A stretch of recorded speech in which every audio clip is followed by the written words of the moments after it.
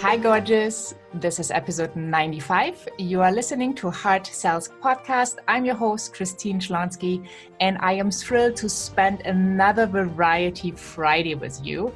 And today I actually have a pretty cool surprise, so stay tuned. And make sure you have subscribed to Heart Sells Podcast. You find all the episodes, including the show notes, the transcripts, all the resources we're talking about at christineschlonski.com. So hop on over there, find the podcast tab, and you are all good to go. And if you are looking for updates on Heart Sells Podcast, make sure you subscribe for the empowerment notes. They come once a week to your inbox to give you some really cool empowerment. And I'm so excited that today it's the first time on Variety Friday I actually have a guest. And in this case, it is really a surprise guest and a very spontaneous thing following the flow. And I'm going to welcome Leo Quinn. Thank you very much, Christine. It's great to be here. Yeah, I'm so excited to have you here. So to all our listeners, because you are from state New York, upstate, how do you say upstate? Upstate New York, yes. 3 hours north of New York City, yes. So a warm welcome to all the listeners from there. And then also to the listeners from Orlando, Florida. Thank you so much for being here. And so Leo did something which I find super, super cool, and it teaches us sales skills. He is a listener of Heart Sells Podcast, and he listened to the episode with Andrea, Waltz, the Go for No expert that was aired in January. And Leo has such a cool project that I thought I want to take his knowledge, his experience, and I want to share that with you because he is going for a full summer of 1,000 no's. And I find that so impressive. So tell us a little bit about Leo. How did you come to that project? Well, I'm embarrassed to say that I bought Andrea's book 11 years ago, March 2008. And I only discovered that yesterday looking at, because I was buying another copy. And I've talked about that book for years. I reference it several times a year. I do a lot of marketing meetups in my area. And so I'm talking about that book constantly. In November, they get excited about going for no challenges and things. And I always bring it up to my email lists and my local meetups. But I've never actually taken on the challenge of intentionally increasing my failure rate. And in May, I started looking for a summer project, and I saw a tweet of Andrea's that I had liked several years ago. And that tweet was, I can achieve every goal and reach every dream by simply hearing no more often. And for some reason, that really resonated with me on May 23rd. I decided, you know what, I'm going to increase my failure rate this summer. 100 sounded too easy, and 1,000 made me nervous. So I figured I should probably go for the 1,000. So that's what I did. You 10x what she is suggesting, right? Yes, absolutely. Well, so I come up with a summer of 1,000 no's, and that was on May 23rd. And because of fear, I didn't really get started until June 10th. But since June 10th, I've gotten 332 no's. Yeah, awesome. And I'm just going to give the readers some insight of how you approached me in an email. And I really, really loved how it's written because, sometimes we go for no's, but half-heartedly, right? Mm-hmm. We do not expect a yes. We do not hope for a yes. We just go like, okay, well, let's put the check mark. I got another no in this example, right? And it can be the same vice versa with a yes. If people do something, but they are not in it, they don't play full out, right, they will never get the desired result, no matter what they are looking for, because it's just, if I don't play full out, people will get that energy. So you said that you were looking for Go for No, and then you found the podcast, and that you are interested in talking about the topic. So I'm just gonna read this because I find it so wonderful. So part of your email says, I don't know if you still have an interest in the topic or in talking to someone actually going for no, but I'm in the midst of a project I call Summer of 1,000 No's, and I am on number 332. Will you be 333? Right? So I thought that what was so cool. So that like kept my interest. And now I was engaged in you shooting me an email. So you say that you get about 12 no's per day and that you will be reaching your goal probably before August 31st. Right. And what I also love is you sent me some examples, and I find that so interesting because when I was still in corporate and I did cold calling, that's basically what we all hear. So I'm just going to take a tiny peek. There's only 12 no's on that recording. I recorded some of them and there's 12 of them. Yeah. Yeah. I'm just going to get a taste of it. Okay. So that people can hear again what they are fearful of, and we can see it's not that bad. Right. So let's just go for this. Sure. Okay, I think we're all set with that for right now. We are not interested. Not interested. Yeah, we're not interested. No thanks. Not interested. Thank you. Have a great day. No, I'm sorry. We're not interested. We're all good. Yeah, no, we're all set with that. Not interested. Thank you. Leave me alone. Yes. Now that poor woman, as I said, it sounded like I was torturing her, but the phone picked up. There was no noise. I said hello, and that's what she said. Leave me alone. So she was having a bad day, I guess. Yeah. So I guess, that was something that I had to learn in sales is if we don't make it about us, right? We never know what happened on the other side. I mean, now with all the smartphones, we might see the other person, but if it's cold calling, it's probably just going to be the classic call. Right. So we don't know what's going on and why somebody responds as they respond. Yes. So I guess one of the learnings would be just relax, right? There's nothing that can happen. Nobody's going to come through the telephone, grabbing your ear or, trying to choke you by grabbing your neck or anything. So just relax. That's all that can happen is a no. And these people have forgotten about you 20 seconds after you're off the phone. So it's not something you need to dwell on. Yeah. So how did you feel with your first no's? It's funny. Well, I said I came up with this idea on May 23rd, and I didn't make my first calls until June 7th. I made 10 calls. I got brave for some reason on that Friday, and I made 10 calls. I talked to 3 people and got 1 no. So I was off to the races. The following Monday, I decided I was going to make 100 phone calls just to rip the Band-Aid off. And I wrong numbers I counted. It was just going to be a phone call. If it was a no answer, that counted. I just wanted to make 100 phone calls. It took me 2 hours and 49 minutes, and I got 29 no's. So at that point, before that day, I didn't really know how realistic getting 1,000 no's was going to be.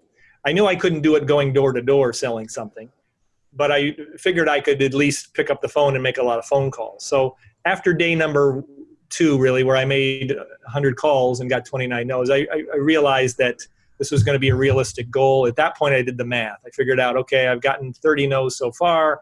I need, I divided 970 divided by 90 days of summer or whatever. And it worked out to about 12 no's a day. So I figured out I could do that. It takes me about an hour and a half now to get 12 no's a day on the phone. Okay, well, that's very, very good. And I just love how excited you talk about it and how enthusiastic you are. And just one thing, you're going for the no. And the book actually of Andrea Waltz, which, by the way, she is episode number 21 and 22 on Hard Sales Podcast, if you want to listen in.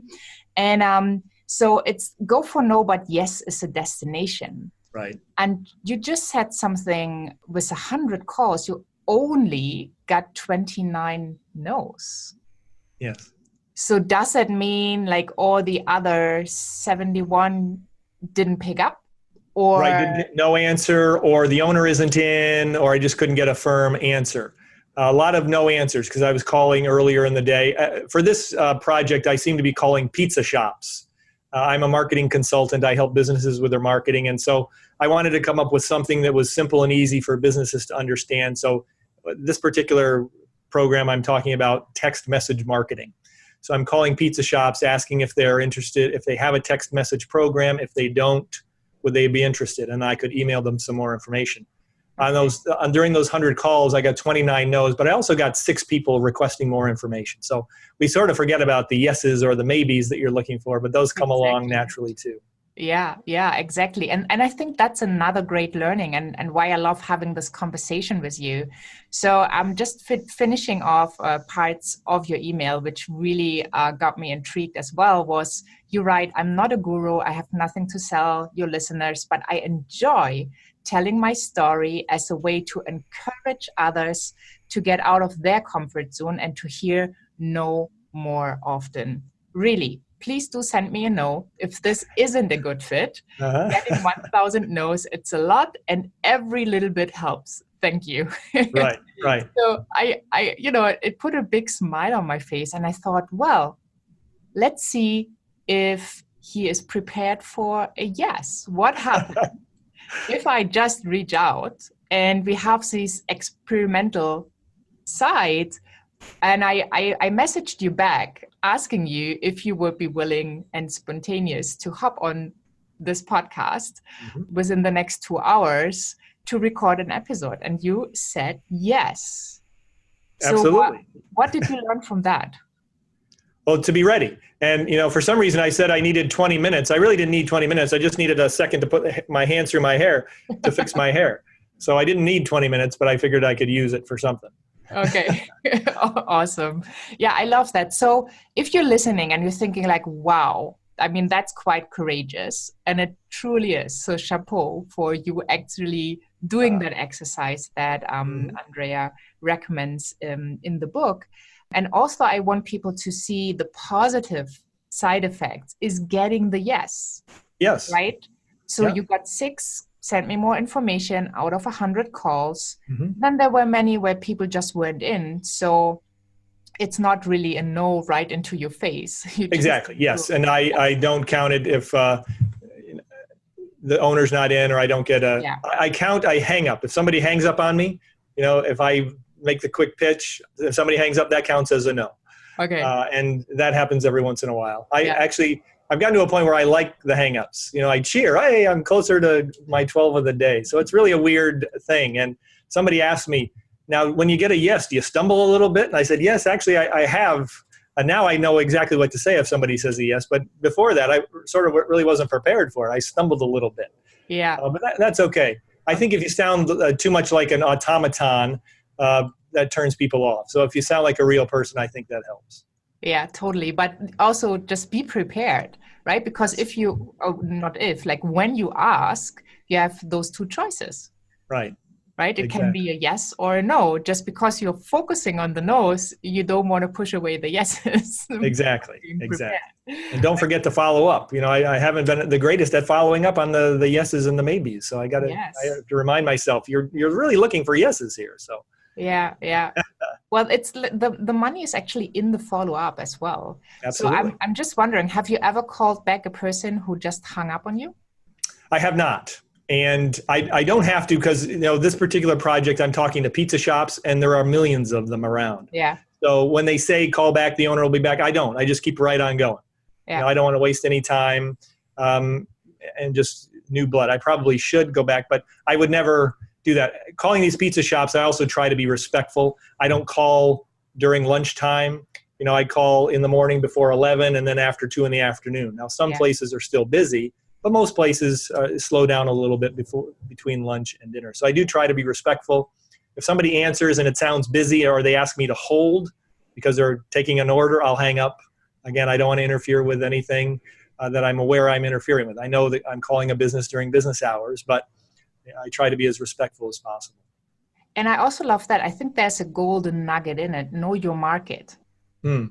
Right? Because if you go to a pizza shop during lunchtime when they have their busiest hours, if they are up, right? Exactly. You are not coming at the right moment, right? They need to receive your message and they need to listen to your message so they understand what kind of benefits they can receive working with you. So I think that's another good one, really knowing your market and then going in the best hours. I think so. And I just remembered, nobody can see this on the recording, but I wear this little name tag around. As you can see, it says 332 on it. So if I go to local networking events or things, I'll wear this around, and people will ask me, what's that number on your name tag? And I'll say, that's my IQ, but then I'll actually tell them what it is. But I have found being public about this goal has really helped as well. Normally, most people keep their goals to themselves, particularly their success goals. I like having a failure goal out there. That's such a great idea. People wonder, and it's a fun thing to talk about. It definitely is. And I think it's so important, because if we overcome that fear of being rejected, life all of a sudden becomes so much easier, because you always know there are enough choices. There's, right. There are thousands of pizza shops for your project. And I'm quite sure for no matter what you offer, it might be coaching, multi-level marketing, whatever, there are enough people, and not everybody is your perfect fit. Right. So this is really exactly. amazing. And I will say, one of my goals for the rest, I have 700 or 600 and some odd more to go, is I want to start getting more offline no's. I think I've conquered my fear of the phone. Now I do have to talk to more people offline to get more no's face to face. Yeah, but you've been, like you said, in March 16, you attended 31 networking events in 31 days. Yes. Yeah. I like to do weird stuff, like weird challenges like this. Yes. So that was prior to that. I hadn't been to 31 networking events in my life. I don't tend to like the small talk that goes on at these things. But again, I knew it's something I would have to do if I wanted to improve this marketing business of mine. And so I did it. And it was a great talking point. I had to go to a lot of unusual networking events just to get my quota, because there aren't business networking events every day. But it was a great talking point, before or during the 31 days and after the 31 days, because people hear that and they think, oh my God, how could you do it? How could you do it? Well, it was fun to do, and it gave me something to talk about. Well, you also have a Facebook group. I'm just going to say it's Rejection Adventures. I'm going to put that in the show notes. Super. So anybody who feels inspired to reach out to you, and obviously I put your social links so people can connect and can be encouraged to actually go for no. And thank you so much for having the courage to have this amazing project and to really inspire others. Because at the end of the day, the more no's you have, the more failure you have, the more successful you will be. That's right. Fail and grow rich. That's the idea. That's a good book. I own that domain name, by the way. So I've owned that domain name for 10 years, never done anything with it. But maybe I'll write a book on that someday. I was going to say that's your next book coming up. Well, thank you so much, Leo, for being here on Hard Sales Podcast. And I want to encourage the listeners to set their goal. It doesn't need to be 1,000, but have something where you totally feel okay with the failure rate, and where you stretch a little bit to get out of your comfort zone. That's right. Make yourself a little nervous. Hey, Christine, thank you very much. This has been fantastic. Thank you. Thank you so much. And for everybody listening, hop on over to christineschlonski.com. Find the podcast tab, and there you find all the show notes, the resources, and make sure you subscribe to the Empowerment Notes. And I can't wait to get to you with the next episode. Bye for now.